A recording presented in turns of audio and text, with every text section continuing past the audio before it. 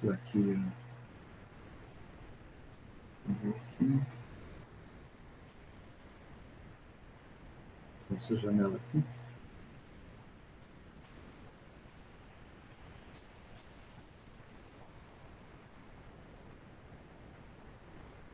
Então, você deve estar vendo aqui a nossa página, né? Que é o nome TE22109.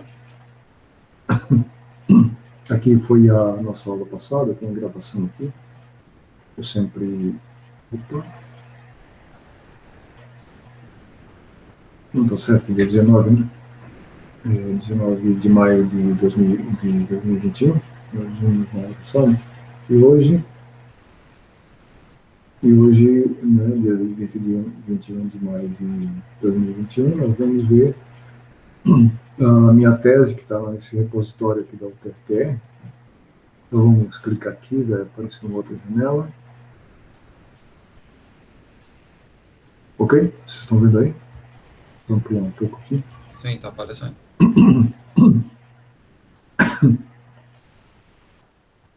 Então, o título da minha tese foi esse aqui: Controle motor de movimentos funcionais, empregando sistema de estimulação elétrica em malha fechada.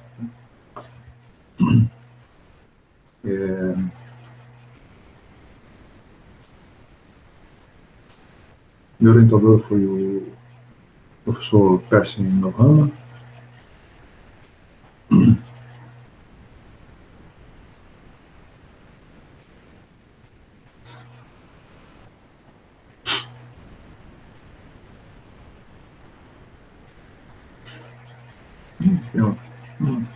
Tem um monte de detalhes que tem que se fazer para escrever a tese.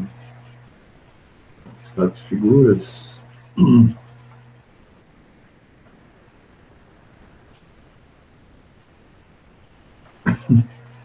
Acho que a minha garganta me irritada. Acho que eu dei muita aula hoje. E é o dia mais carregado meu hoje. E aí a minha garganta começou a ficar ressentida aqui. É um friozinho também, né? Tudo isso aí ajuda. Então aqui está o sumário, tudo. Tem 165 páginas, tem bastante coisa. Então vou só focar em alguns pontos. Eu queria, inclusive, falar aqui no início de algo que vocês haviam questionado na aula passada, que é alguma explicação da biologia, né, da física, da, da musculatura. Eu acho que foi isso, não me lembro exatamente qual foi a pergunta. Mas, então, aqui nessa fundamentação teórica, nós temos algumas informações, né, que vocês... Nós temos aqui a questão da unidade motora. Aí, todo esse, no caso, tem uma referência bibliográfica que está lá no final. Tá? Aqui é o Wiedemeyer, Raff-Strang, né? Então, nós temos uma referência dele lá atrás, lá no final da tese, né? Que vocês precisarem se referenciar a alguma coisa, quiser pesquisar alguma coisa, também tem essas referências lá. Então, aqui tem um neurônio, né? A representação gráfica e depois a imagem dele real, né? Depois aqui mostra os 3 tipos de neurônios. Tem alguns que têm esses neurônios, o axônio bem comprido, né? E outros que se conectam com o outro, né? Que basicamente é dentro do sistema, dentro do cérebro, né? Basicamente isso aqui, essa interligação. E depois tem o sistema, o restante, né? Fora do cérebro, né? O periférico, que chama. Então, tem o ramo que recebe, né, a informação, por exemplo, sensação de calor, ou alguma coisa que leva informação para o cérebro, ou então até somente no próprio sistema nervoso, que antes de chegar ao cérebro, algumas vezes ele responde como um choque, alguma coisa assim, né, ou o membro se movimenta sem chegar necessariamente até o cérebro. E uma vez chegando a informação no cérebro, o cérebro manda um comando para fazer algum tipo de movimento, né? Algumas vezes nem chega a fazer todo esse trajeto, né?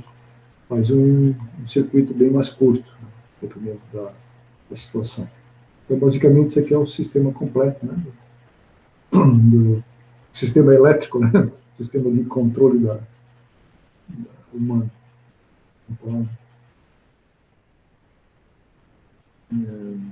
aqui também tem a questão do neurônio motor, né? Que pode ser, normalmente, são vários neurônios que vão atuar sobre determinadas fibras.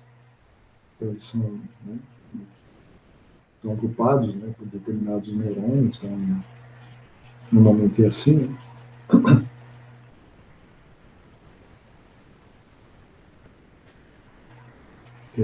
Questão da fibra muscular. Nós temos as fibras agrupadas aqui, né, formando o músculo. Então, tudo baseado nesse livro aqui, né, tem muita parte de anatomia. Né? E aqui uma imagem da fibra muscular. Né? Não sei se vocês já conheciam esses esquemáticos, assim, né, como é que funciona a musculatura. É um mecanismo muito interessante, né, que eles vão grudando esse filamento grosso e filamento fino, eles vão se encaixando no outro para a musculatura encurtar ou alongar, né, fazer a força. São sarcômeros, né, são esses sistemas que encaixam no outro aqui, assim, engatam nessa ponte cruzada aqui, eles vão puxando, né, vão contraindo a musculatura. É um mecanismo muito interessante. Não sei se você já conhecia isso. Simplesmente não.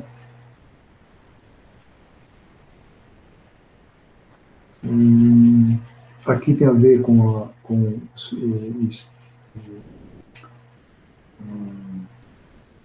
a estimulação, né? Por exemplo, nós vamos estimular a musculatura, mas ela só vai reagir a partir de um determinado limiar. Antes disso, a tensão não é suficiente para, se não atingir o limiar, não existe nenhuma ação por parte da musculatura, né? Então aqui está um esquemático de que a tensão vai aumentando, mas chega em determinado momento, né, que atinge o limiar, que vai, o músculo vai responder. A questão do músculo da coxa, eu citei em particular aqui porque nós trabalhamos mais com a musculatura da coxa, e é um conjunto de músculos biarticulares, porque esse músculo vai movimentar tanto o quadril quanto o joelho, né? E por isso é chamado biarticular. Mas como o voluntário estava sentado, então nós vamos considerar o músculo do quadris imobilizado, né? Fixo. E nós só analisamos, no caso, o joelho, né? Aí nesse capítulo aqui eu tratei sobre a corrente, como é que funciona a corrente nos tecidos, né? Eu fiz uma pesquisa, uma bibliografia, de como é que isso acontece, de como é que a corrente se propaga, né? E essa teoria toda é baseada em recolhida de acidentes, né? De pessoal. Então, mas basicamente ele é um circuito, tem uma resistência, né? Uma resistividade do material, dos próprios tecidos, e é a mesma equação matemática, né? Da lei de Ohm, né? Aqui a resistência, né? Então tem a ver com a resistividade e o comprimento do material e a seção transversal, né?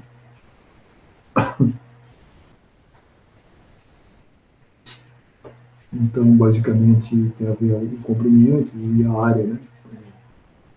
Que vai determinar a circulação da corrente, o valor da corrente. A questão da capacitância, essa é a parte de capacitância, né? Então, tem a questão da espessura do material, aí tem a ver com a característica do material, como ele se polariza, né? Então, aumentando e diminuindo a questão da capacitância. E tem as equações aqui mostrando. A questão de se tem a presença de cargas livres, a equação muda um pouco, entra a equação fica um pouco modificada. Né? Então você tem uma corrente, né, dos tecidos aqui.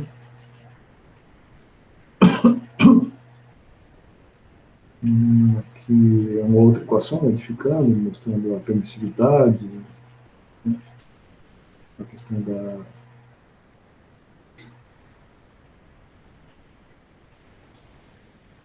que utiliza, envolve a questão da frequência, permissividade, constante elétrica, condutividade, né, aí tem uma equação envolvendo envolver a questão mais das frequências, né, quiser trabalhar a questão da frequência, o sinal que está sendo aplicado, né? Porque também pela própria experimento se descobre, se sabe que os tecidos têm um comportamento diferente dependendo da frequência. Então essa frequência é importante para a gente obter um melhor resultado, né? Isso que se faz tem na própria bibliografia todo esse trabalho, essa pesquisa assim, que já foi realizada. Aqui a modelagem, né, dos tecidos, como é que seria. Eu ainda tem algumas representações, tem mais um resistor aqui, né, depende da modelagem, da representação. Mas basicamente ali um capacitor em série com resistor.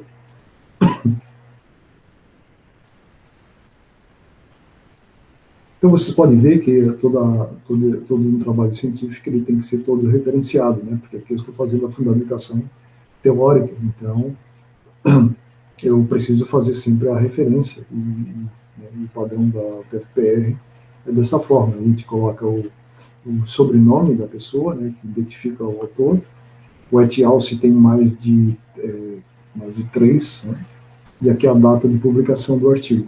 Então, normalmente, todo o trabalho é baseado em artigos, tem alguns livros também, mas é justamente os artigos que são mais atuais, né?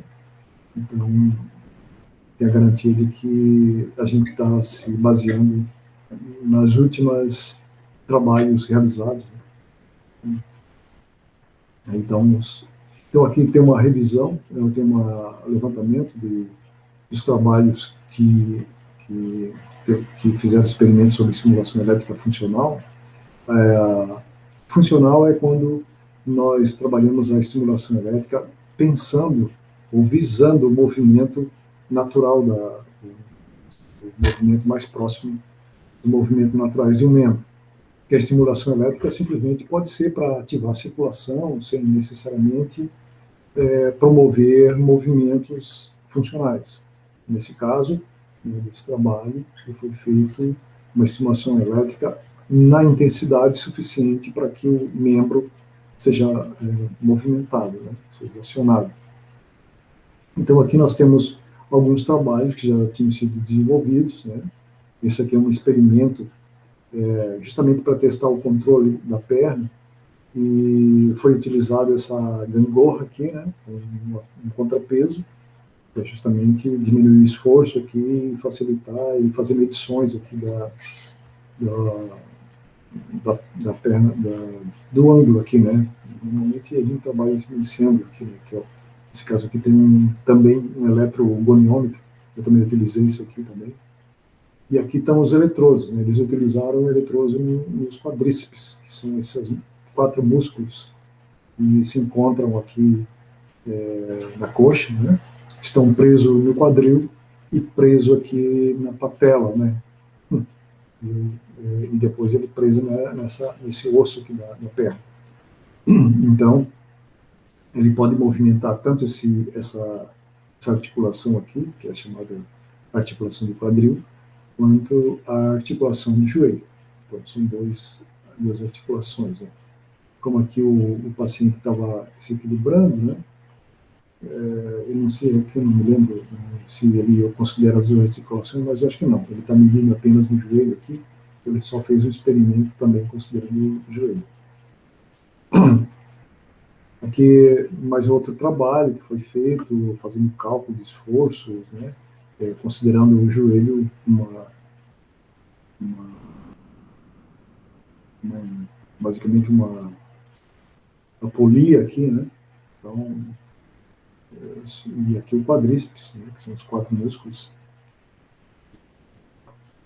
em que ele visava uma estimulação para reduzir a fadiga muscular.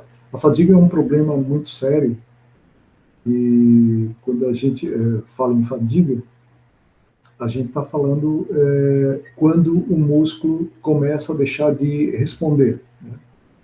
Por exemplo, uma estimulação elétrica, quando nós estimulamos a musculatura, nós estimulamos todas as fibras, né, todos os agrupamentos de fibras, todos ao mesmo tempo, né, justamente pela falta de seletividade que a gente tem quando utilizamos eletrodos de superfície, né, esse eletrodo que eu já mostrei na aula passada, né, eles são colados na superfície da pele. Então, esses eletrodos não são muito seletivos. Então, o meu eletrodo, por exemplo, era bastante grande, era 10 por 5. Então, é um eletrodo relativamente grande e não dá para selecionar especificamente um músculo. E também outra dificuldade é que é difícil, tem inclusive procedimentos para a gente identificar onde é que está o músculo, e uma das coisas mais difíceis de identificar é o quadríceps, né? É difícil, cada perna é um pouco diferente da outra, né? E também quando a perna se movimenta, o músculo sai daquela posição também, né? Então a gente perde um pouco esse controle de, da posição correta de onde deveria ficar os eletrodos. Existem técnicas, inclusive, de implante de eletrodo, que o eletrodo fica exatamente no músculo, né? Fica implantado no músculo. Existem alguns experimentos, eu acho que eu faço parte desse grupo de análise que eu fiz, que tem um ex-policial de Israel que costuma fazer esse tipo de experimentos, né? E ele tem os eletrodos implantados. Embora nessa análise que eu fiz aqui, nesse trabalho que eu vi, trabalho que eu estudei, ele está com os eletrodos também de superfície, né? Porque eu precisava fazer essa comparações aqui e ver o trabalho que já tinha sido feito. Aqui é um outro trabalho que a diferença do anterior, embora um outro autor, né, ele está considerando também isquiotibiais. Então, quadríceps e isquiotibiais. Eu trabalhei esses dois também. Trabalhei só quadríceps e depois fiz alguns testes com isquiotibiais para ver a diferença e o que isso interferia, né, no controle do movimento. Aqui é um outro experimento. Observem que ele tem eletrodo aqui no glúteo, né? Tem eletrodos aqui no isquiotibiais, tem eletrodo no quadríceps e ainda aqui nessa musculatura da perna. Eu não estou lembrando agora como é o nome desse músculo aqui. Eu trabalhei mais com a musculatura da coxa, né? Então, observem que é um paraplégico, né? E ele tem um apoio aqui, umas barras. Então, esse objetivo era também aqui, fez aplicado ao quadríceps, vasto medial, isquiotibiais, bíceps femores, glúteo máximo, tibial. Esse aqui é o tibial, né? Anterior, tem um paraplégico. Então, ele busca normalmente testar o controle, né, mas cada um faz um trabalho diferente, né?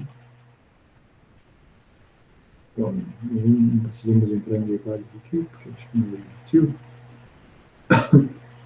Então, eu fiz essa panorâmica. Aqui também mostra um outro experimento aqui, onde ele aplica, ele considera exatamente cada músculo mais especificamente. Tem um modelo, ele trabalhou em cima da modelagem da perna, né? Modelo de perna com os músculos monoarticulares e biarticulares, flexores e extensores. Por exemplo, né, essa musculatura aqui do quadríceps é a flexores, né, porque faz flexionar o joelho, né. É melhor, desculpa. Esse aqui é o extensor, né, porque ele tende a esticar a perna, então é o extensor. E esse aqui é o flexor, que o flexor tende a puxar a perna. Então, esse estende e esse contrai a musculatura. Embora aqui, como ele é biarticular, né, não dá para dizer exatamente isso aqui, porque isso aqui flexiona o glúteo, né, ele estende a musculatura em relação ao glúteo e, e contrai, né, e flexiona a perna. Ele tem dupla função aqui no caso. Se a gente fixar um deles, aí a gente pode afirmar uma coisa ou outra, né, mas são músculos biarticulares. Basicamente, esse aqui é um trabalho do Armani, né? Que o meu foi bem parecido, que a pessoa ficava sentada aqui, o dele tem eletrodos em duas posições aqui, do quadríceps, o meu ainda tinha eletrodo aqui na parte de baixo. E aqui também o objetivo é o controle aqui da perna, né? Embora eu não tenha feito menção à força gravitacional, o meu trabalho todo ele controlava inclusive o peso da perna. A pessoa podia ter um calçado, né, ele ia considerar o peso do calçado também, porque a gente faz um teste preliminar e configura o desempenho da perna, né, considerando a musculatura e considerando o peso da perna também. Então, não precisava assim especificamente tratar desse item ali, né, porque ele já considerava tudo. Ó, esse aqui é um soldado israelense, né, ele tem inclusive eletrodo implantado, e aqui também fizeram um experimento utilizando eletrodos aqui no quadríceps e também no isquiotibiais. Foi mais ou menos assim. E os eletrodos aqui, eu acho que deles são maiores que os meus. E tem outros que tem esse sistema aqui também, né, no formato de exoesqueleto. Aqui outro experimento que foi teste de fadiga. Normalmente esse sistema aqui ele fixa num determinado ângulo e faz alguns testes. Depende do experimento que você queira fazer, né? Aí aqui eu falo da estrutura do simulador elétrico funcional, mas de forma genérica, né? Desse livro Webster, um livro bem conhecido na área de quem trabalha com biomédica. Então, isso aqui é um diagrama de blocos de um circuito, né, que poderia atender todas as necessidades, né? Então, nós poderíamos ter com os dados de entrada, dependendo do problema que se quer resolver, né? Depois aqui nós temos o gerador de padrões, que vai gerar os pulsos que vão ser amplificados no estágio de saída. Então aqui nós vamos modelar os pulsos. E depois dessa modelagem, ele vai receber energia através de uma fonte qualquer, né? E vai ser aplicado os eletrodos, e os eletrodos estarão sobre os músculos. Naturalmente que cada bloco de saída tem que ser alimentado, né, pela energia. No nosso caso foram baterias de motocicletas, eu coloquei 2 baterias de motocicletas. Aí eu falo aqui sobre cada um deles, gerador de pulsos, modulador, né? Isso aqui em cima daqueles padrões ali, né? Não significa que todos esses módulos precisam ser construídos. E aqui os tipos de pulsos, né? Tem aquele pulsos, tem o trem de pulso, né? Os burst, que a gente chama, essa rajada de pulsos, e depois um tempo para a musculatura descansar, tá? Porque senão a musculatura esgota a quantidade de cargas, né? Os portadores, assim, que são o cálcio, íons de cálcio, né? Então, se eles não dêem um tempo, eles não se recuperam, então o membro deixa de funcionar, né? E tem os de dupla polaridade, os bifásicos, que justamente se a gente continuar sempre aplicando a corrente na mesma direção, ele pode causar o que se chama de queimadura química, justamente porque ele acumula muitos portadores do mesmo tipo em uma determinada região, então pode haver algum tipo de lesão, né? Então, inverter as polaridades protege também, que reduz essa quantidade de cargas de íons naquela região, né? E protege mais o voluntário, no caso, né? Então, são polarizados.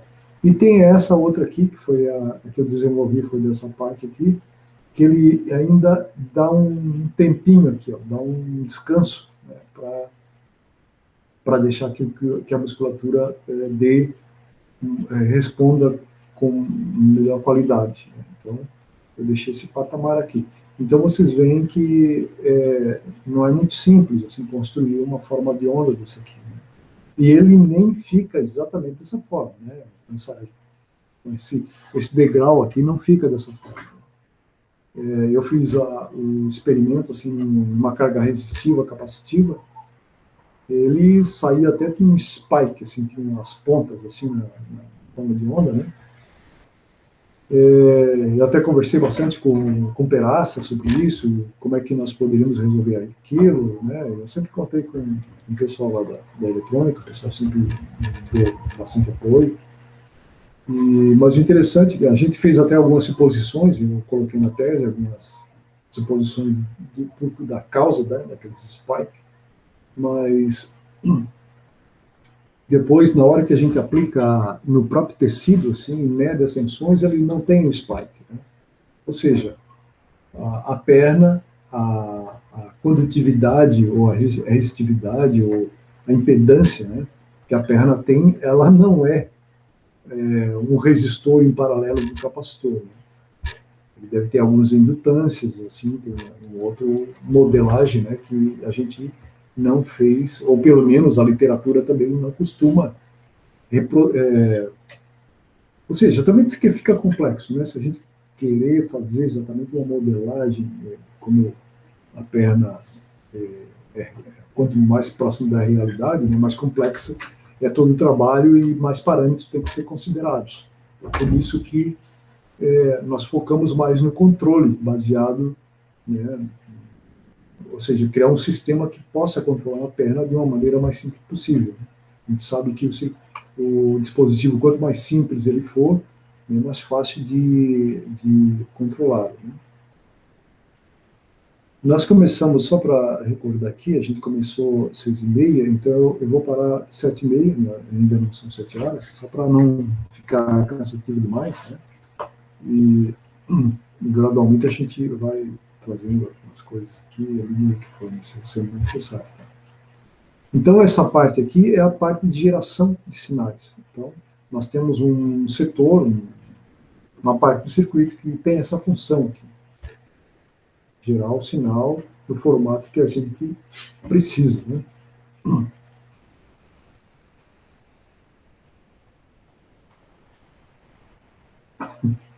Aqui está a forma de onda que nós desenvolvemos.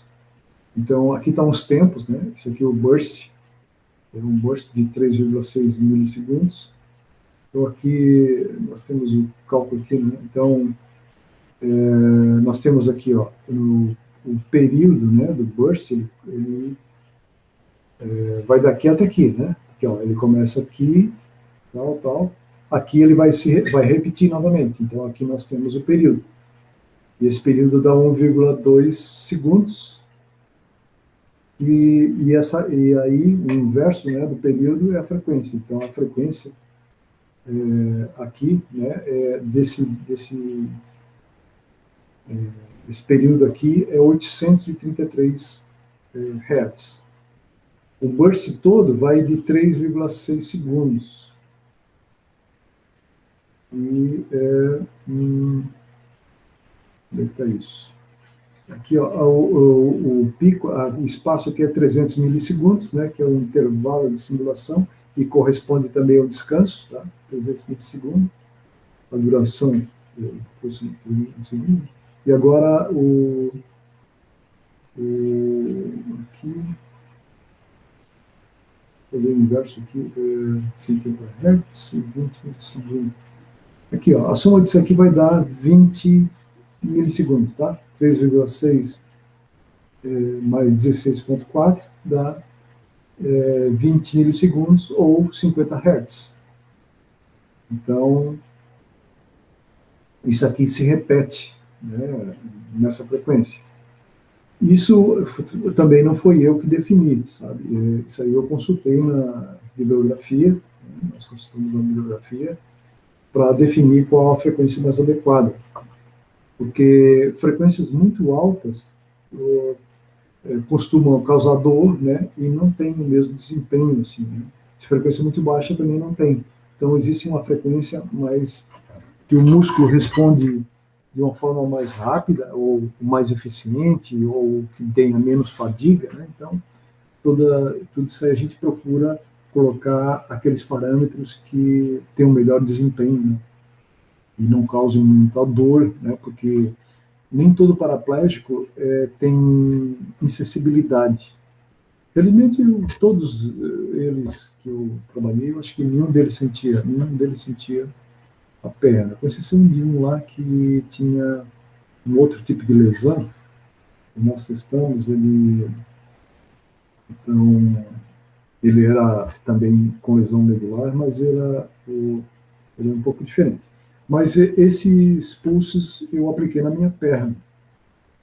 E é suportável, vamos dizer assim, né? A dor que isso aí promove, que a gente sente assim como pulsos, como agulhadas assim na perna da gente, né?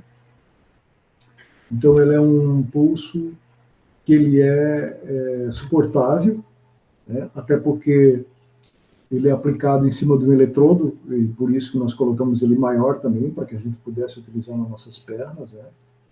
Então é um eletrodo 10 por 5. Então ele dispersa bem a corrente elétrica naquela região e fica suportável, né?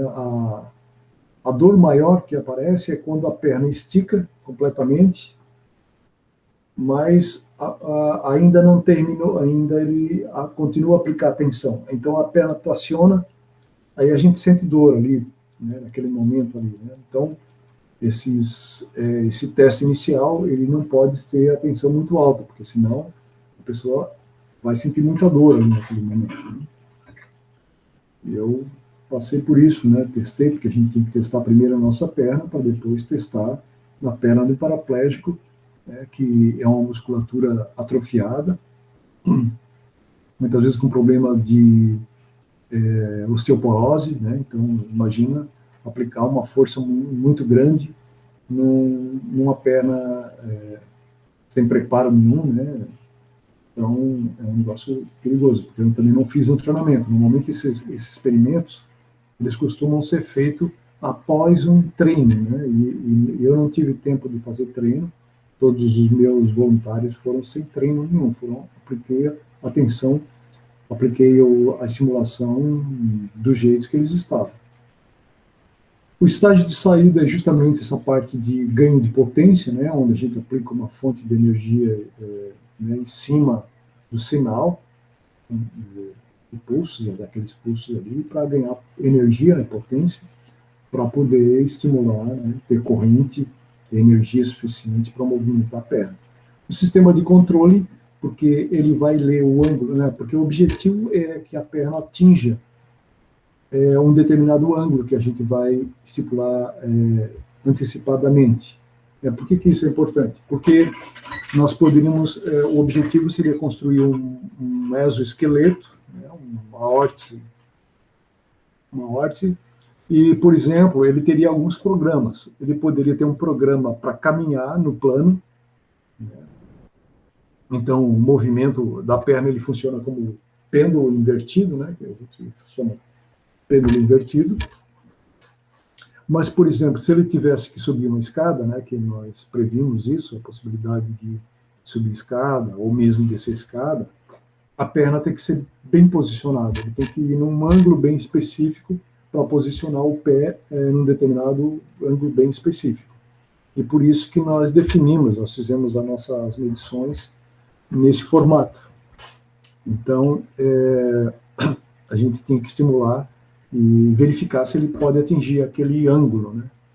Então, o sistema de controle, ele fazia o quê? Ele verificava se a perna já tinha atingido aquele ângulo e realimentava o sistema e fazia, aí ia depender do peso da perna, se ele tinha calçado ou não, né? Claro que a gente primeiro verifica os parâmetros da perna, cada perna é diferente, a perna esquerda é diferente da direita. Então, baseado nesses parâmetros, e os parâmetros também consideram o peso do calçado e tudo que ele está vestido ali, né? Então, aí a gente leva a perna, né? E enquanto não chegar naquele ângulo específico, a tensão vai aumentando. Vai aumentando até chegar naquele ponto. Quando chegar, aí o controle, né? Está lendo o ângulo da perna e mantém a tensão. O que a gente observa é que a perna vai cansando, né? Por causa da fadiga. Que eu vou falar rapidamente agora também para vocês o que fadiga é essa. Mas aí a gente começa a observar um parâmetro de tensão aumentando para manter.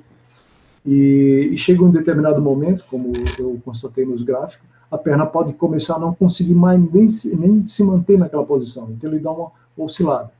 Então ele oscila no momento e no começo, porque eu também posso escolher os parâmetros. Dentro do sistema de controle, eu posso utilizar um parâmetro mais intenso ou menos intenso, né? São dois parâmetros que a gente definiu. Então, se o ganho é muito alto, ele dá uma oscilada e depois volta para a posição, né? Mas também depende de outros parâmetros que a gente sabe que depende exclusivamente da perna e que a gente não previu, né, completamente. A modelagem não é completa, é um filtro passa-baixa. Então, tem muitos outros parâmetros que nós não previmos, porque ficaria muito complexo se a gente considerasse parâmetros dessa ordem, né? Então, essas pernas, tem algumas situações que a gente coloca a tensão, ela sobe certinha e mantém naquela posição. São pernas que respondem bem assim, ao controle, né? Já outras pernas sofrem uma oscilação, mantêm um período e depois perdem o controle também, né? E já, por exemplo, a perna direita faz bem, a perna esquerda já não faz. Não. A gente procura vários parâmetros, ela continua oscilando, né? Então, ou seja, ela consegue levar a perna local, né, mas não consegue manter. Então, são tudo questões assim que a gente vai analisando, né, e vai tirando conclusões baseado nesse experimento. Eu queria falar para vocês que eu acabei esquecendo, e eu acho que é oportuno falar também, é a questão do que se chama fadiga. Eu falei para vocês já que a fadiga é quando a perna deixa de responder. Então, por exemplo, quando a gente simula toda a musculatura, a gente coloca um eletrodo grande, e esse eletrodo, como eu já falei para vocês, não é seletivo, ele simula todas as fibras ao mesmo tempo, e é isso que leva à fadiga rapidamente.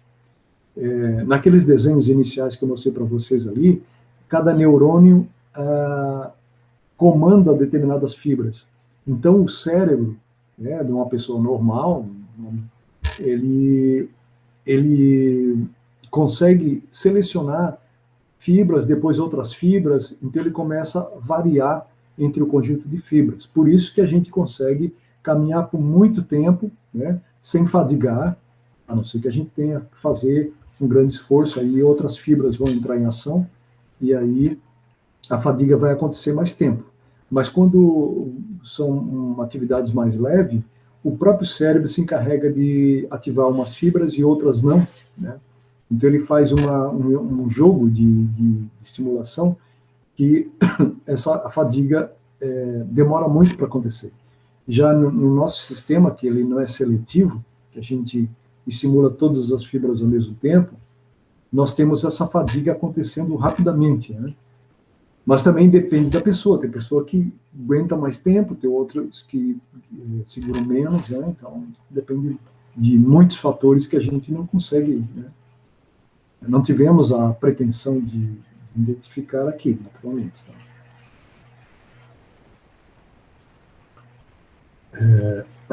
Aqui nós fizemos um controle PID, né, o controle que nós desenvolvemos foi PID. Então aqui fiz um estudo sobre isso, tal. As equações. Como é que seria um controle, né, PID? Basicamente, nós temos aqui rodando um algoritmo de controle. O que é que ele faz? O objetivo dele é aplicar ao processo planta, que no nosso caso é a musculatura, né? E aí, qual é a saída do processo? É o ângulo do joelho. Esse ângulo do joelho realimenta o algoritmo de controle e verifica se a meta, né, que é o ângulo, foi atingida. Enquanto não atingir, ele continua realimentando, né? Quando foi atingida a meta, ele diz para o sistema que já atingiu a meta, né? Porque essa diferença aqui já pode passar a ser zero. E aí ele mantém aquela simulação sem continuar aumentando, né? Como seria necessário até atingir o ângulo. Ou se esse ângulo alterar, né? Se modificar, ele vai ajustar. Se passar, ele vai diminuir a tensão, e assim por diante, né? Para manter o controle. Então, tem vários conceitos aqui de variável de processo, de realimentação, variável manipulada, que é a variável que sofreu alteração ali, no desenho tem todos esses. O distúrbio seria interferências externas, a meta é onde a gente quer atingir, no caso foi o ângulo do joelho, né?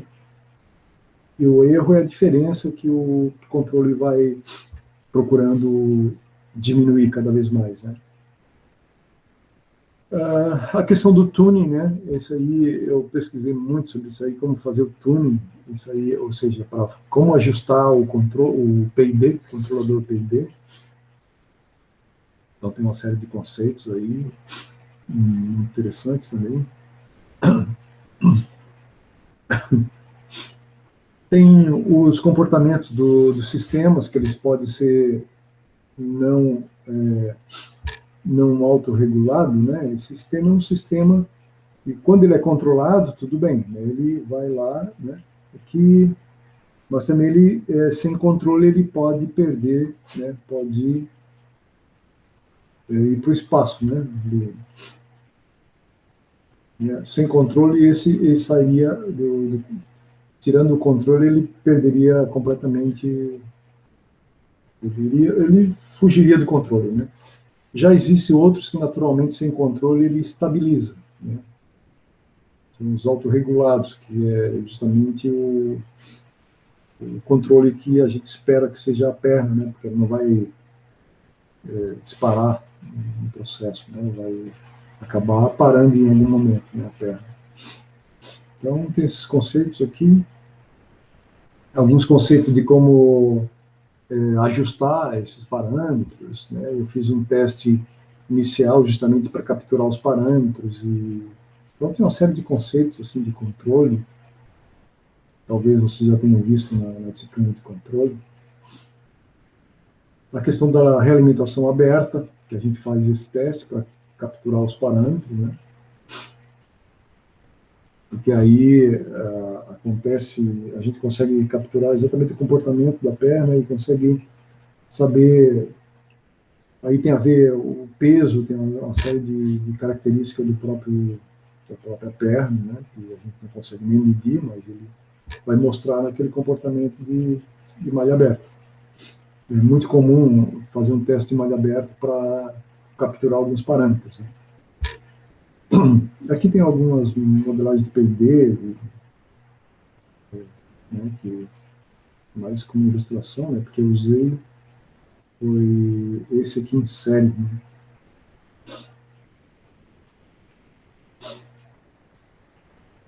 Nós usamos essa parte de tuning, foi o método chamado domínio de frequência, né, que eu usei bastante esse livro Shen aqui, que tem a bibliografia dele ali, tem inclusive o livro em PDF também, se vocês quiserem, eu posso fornecer.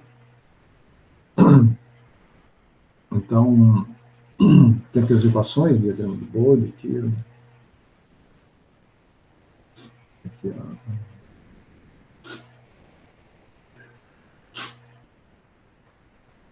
então,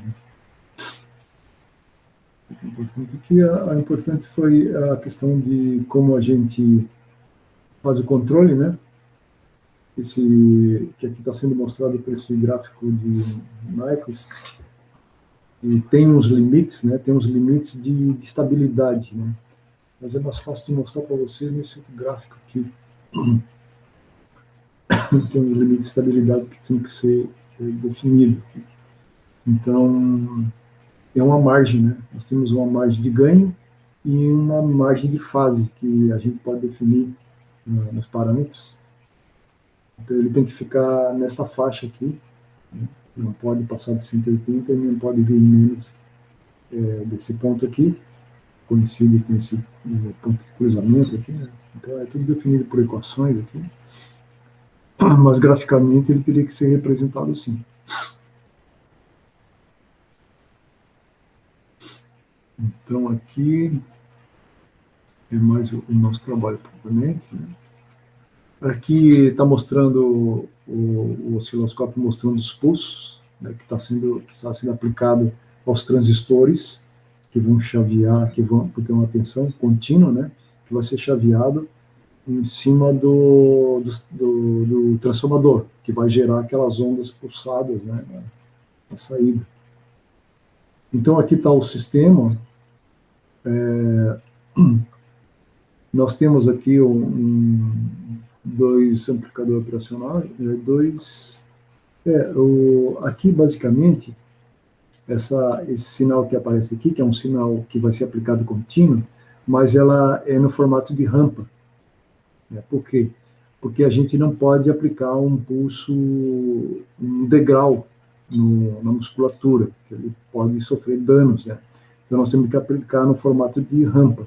Então o sinal que aparece aqui nesse amplificador aqui, esse amp-op aqui, esses dois, é uma tensão contínua, só porque ela sobe devagar e também desce devagar para não danificar os tecidos.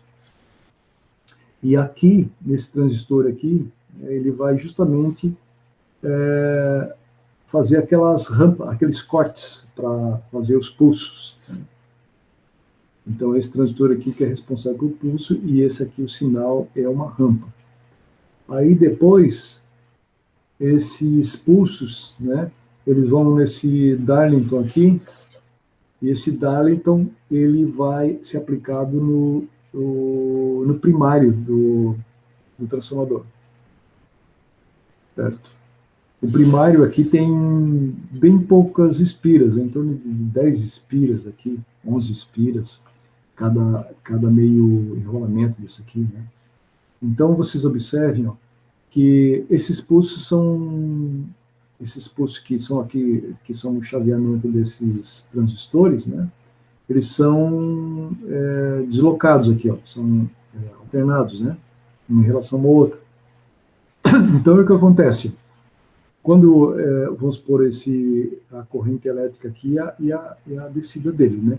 Mas o objetivo é fazer com que, ora, circule uma corrente aqui, né? Para o VCC está aqui, ó.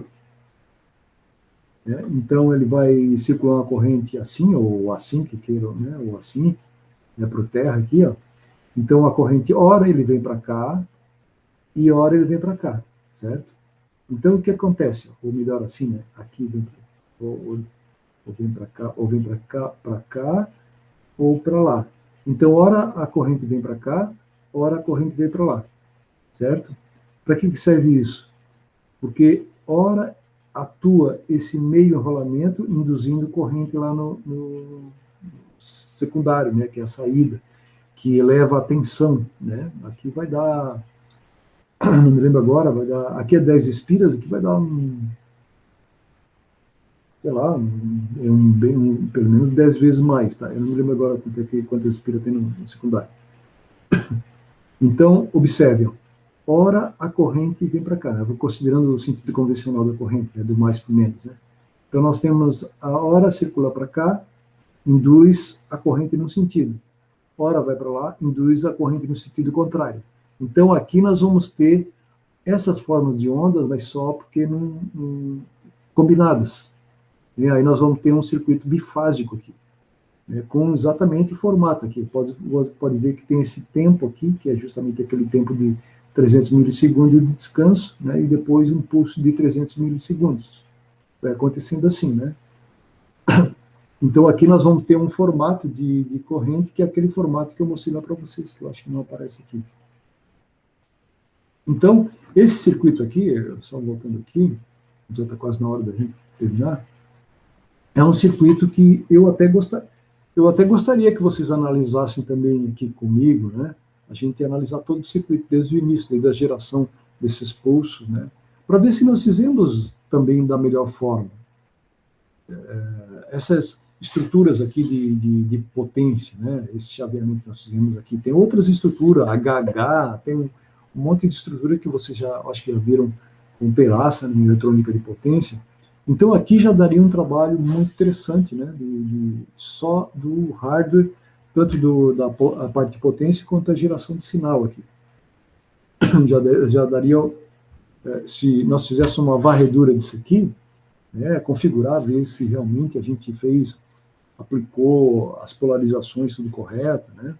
Se eu não, a gente funcionou, mas sei lá, funcionou, mas poderia não ter funcionado, né? Então poderia ser melhor, né? Então tudo questões que a gente poderia analisar, e seria já um trabalho bem interessante, tá?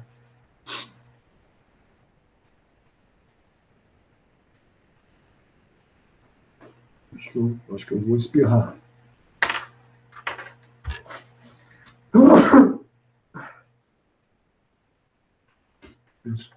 Desculpem aí, eu tenho um pouco de rinite, e algumas vezes eu começo a espirrar.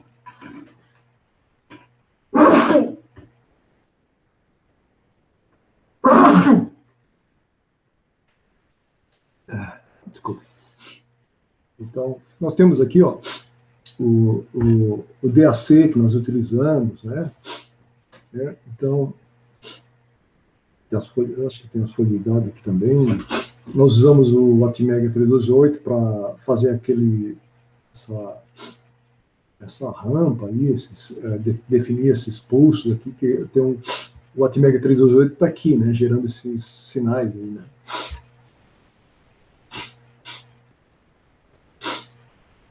E a questão do valor de corrente, tensão máxima, né? Porque a literatura diz que pode ser até 250 volts, mas nós conseguimos no máximo, né? Até por questão de segurança, a gente tentou fazer uma tensão um pouco mais baixa, até eu acho que foi 140, daria 140 pico a pico, né? Porque normalmente esse tipo de pulso aqui eles nem consideram pica-pica, eles consideram só um pulso só, e nós consideramos bifásico, né, para que justamente os tecidos não ficassem sobrecarregados com íons de determinada polaridade de um núcleo, né, para justamente evitar qualquer tipo de lesão no voluntário. Aqui o gerador de padrões, né, nós utilizamos o Atmega 328, esse DAC aqui. O BC 548 foi usado ali.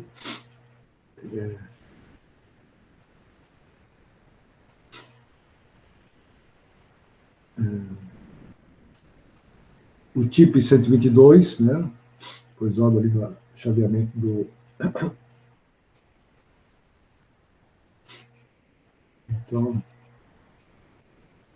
Então aqui, ó, estaria o formato do pulso, né? Seria...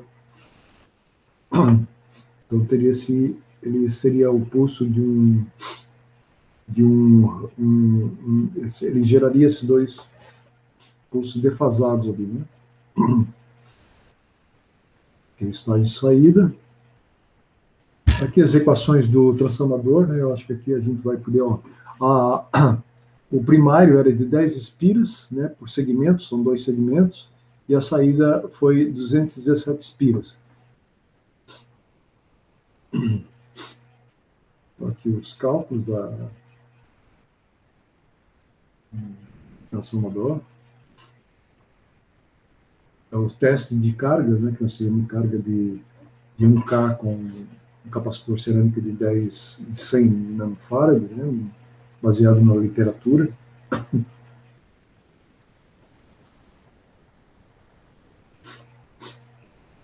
Aqui está a rampa de subida, aquele aumento ali que né, para não dar uma rampa, um degrau na musculatura, a tensão vai aumentando aos poucos, né? Isso aqui eu acho que é uma limitação que acabou da própria programação, que não conseguia partir do zero. Então tem esse pequeno degrau, mas também isso aí não é problema, né? Aqui mostra a sequência de pulso acontecendo, né? Na escala de tempo aqui, para mostrar como é que ele manteria esses pulsos nos eletrodos, né? E aqui está aquele nosso o burst lá, né? Que aqui é as linhas do osciloscópio, né? Então nós tínhamos aqui, observe que tem 3 pulsos para cima, 3 pulsos para baixo, né? Naquele tempo. E esse aqui é os spike, né? Que eu fiz uma pesquisa aqui, consultei os colegas lá do IFSC também para ver por que acontecia isso aqui. Mas esses spike aqui não aparecem quando é colocado na musculatura. Aqui está aparecendo já um formato mais estendido, né? Para a gente medir aqui esse pulso aqui, né? Então, essas medições aí, 300 milissegundos, aqui para medir o período, né, desse pulso aqui, aqui, e aqui o período dessa sequência de pulso, né?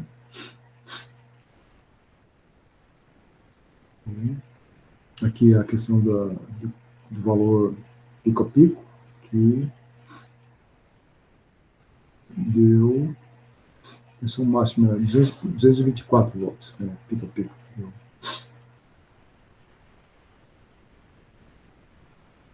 Tá, e aí, aqui, nós vamos, aqui mostrando como é que foi o desenvolvimento, né, nós tivemos, são 7h30 agora, pessoal, mas eu vou só explicar esse controle aqui, depois a gente pode parar por aqui. Então, aqui é o nosso todo um diagrama de bloco, todo o sistema desenvolvido, né? Então, aqui nós temos a perna do nosso voluntário, com eletrodos no isquiotibiais e eletrodos no quadríceps. O ângulo do joelho é medido através de um eletrogoniômetro, né? Aqui nós teríamos um conversor analógico digital, que vai fornecer para o Raspberry Pi, né? E o Raspberry Pi vai mandar para o simulador, que é um Atmega 328, a princípio com estágio de potência, vai fazer com que ele aumente a tensão sobre os eletrodos ou não, né? Baseado na posição que a gente, se atingiu a meta ou não. Na hora que atingiu a meta, a alteração que acontece aqui é porque começa a fadigar e o Raspberry Pi tenta manter, né, tenta comandar o Atmega a aumentar a tensão para manter o joelho naquela posição. Eu acho que está bom, até aqui a gente já viu bastante coisa, você já, com certeza, já tem uma visão, né, do que a gente fez, e a gente pode continuar próxima aula, até para ver os resultados, e né, nós estamos aqui na página 73. Então, se vocês tiverem alguma dúvida, a gente já pode ir discutindo a respeito. Se vocês quiserem sugerir alguma coisa a respeito do que a gente pode fazer, também podemos discutir. Eu vou interromper a gravação agora.